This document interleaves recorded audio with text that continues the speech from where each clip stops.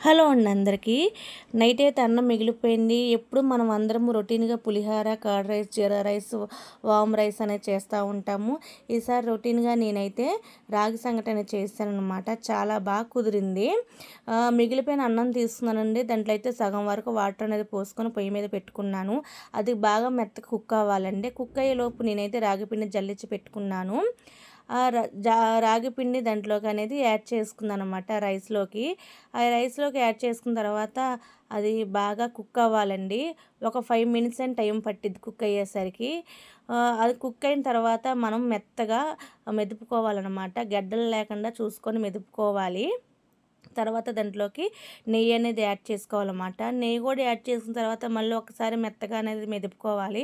మెదుపుకొని 2 నిమిషాలు పొయ్యి మీద పెట్టుకొని మగ్గబెట్టుకుంటే చాలండి. రాగి సంగటి రెడీ అయిపోద్ది. చాలా బాగా కుదిరిందండి. చాలా బాగుంది. మీరు ఒకసారి ట్రై చేయండి.